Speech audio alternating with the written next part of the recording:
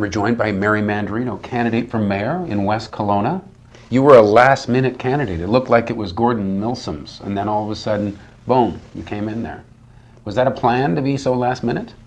Partly, but also because acclamation I do not consider to be democratic. Right. So the democratic process for it to survive and to... He should be challenged. Yes, of course. All right. And I did that. So you're doing it. In talking with Gordon Milsom and yourself, and trying to formulate in my mind what differentiates the two of you, it sounds like he talks a lot about making things more agreeable for developers when they approach the municipality. You sound like you might be a little more cautious on how you approach growth and development.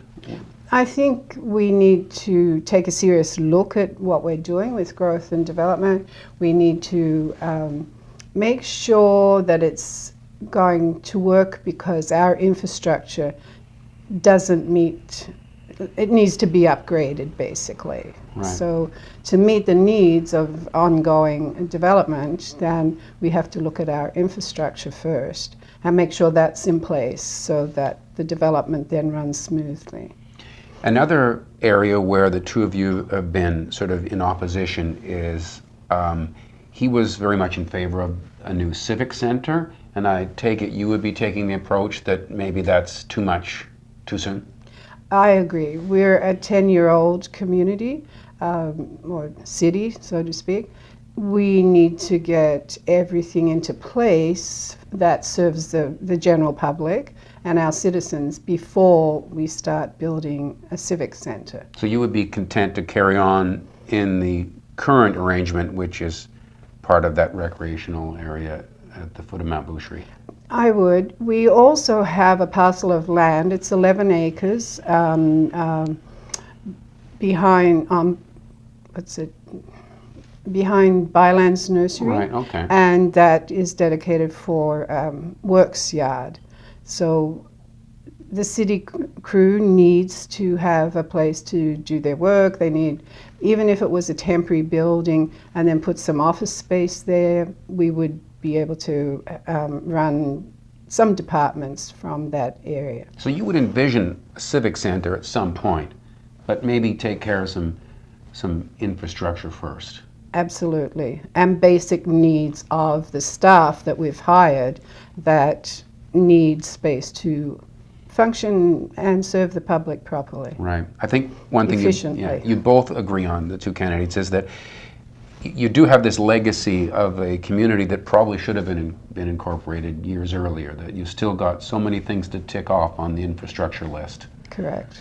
Sidewalks that should be there that aren't, things like that. That's correct, yes. So what tops your list of things to get to on that sort of, what's your bucket list of things to get to first? Well, on my brochure, it's pretty clear that people want to see clean drinking water. We've had a problem with boil water advisories and cautions.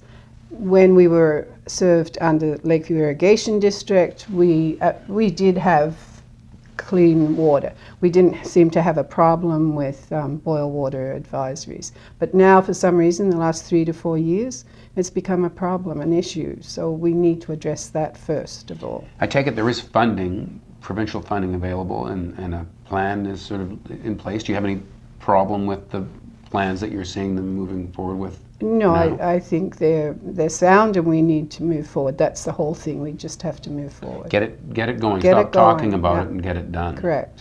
Another issue that we've heard Doug Findlater bring up from time to time is reliable power. And I take it you would agree that there should be a secondary line into the community so that, you know, one mishap doesn't leave everybody in the dark? I agree 100% that we do need a second feed, and that would be something I would address with BC Hydro. Can you make it happen? I mean, a council can stomp its feet, but...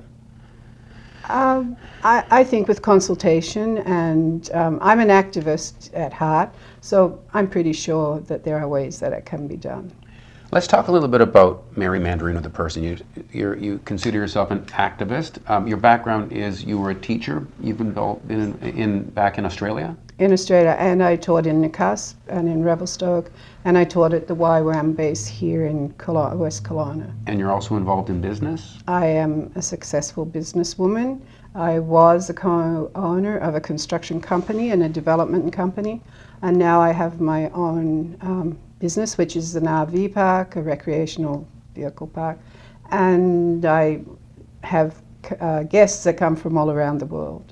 And as far as politics is concerned, you've run a few times, and there was one time where it looked like you got elected. And it was, there you are, you got your spot on council, and then there was a recount. That's correct. So that must have been a real bummer. Well, that's a good analogy. I don't know if we can say that on the internet, but anyway. Of course you can say that. But yeah, it's so close, right? So Correct. Yeah. Yeah. What do you think? Have you watched much how this current council debates issues? It's been described as dysfunctional. You know, I've learned along the way, if you can't say something good about some situation or someone, then don't say anything at all. So I have heard that people are very unhappy, and after 10 years they figure it's time for a change. So I'm offering that change. Right. Like the members of council need a divorce from each other or something. Probably. So, yeah, when you engage in a debate, do you like to keep it more constructive, right? Without, there's so much edge to it? I like to hear everybody's opinion, and definitely to keep it positive and informative, and yeah. Right. Whenever I see someone who, isn't currently on council shooting for the mayor's position, I'm always like, well, hang on a minute here. Like, if you applied for a job at IBM, you wouldn't usually start at CEO, right? So, what do you say when somebody says, you've got to start at council before you become mayor? Do you have an answer to that? No, I don't, because no one said that to me. Well, so they aren't saying it. But people are basically saying, good for you, Mary, we need change. Right. And you did say at the outset that here you've got someone heading for acclamation, and that's not right. No, it's not democratic. He should be challenged during the campaign. Absolutely. And good for you for doing that. Thank you. And thanks for letting us get to know you a little bit better. Thank you, Kent. You're welcome, and thank you for watching Kelowna Now.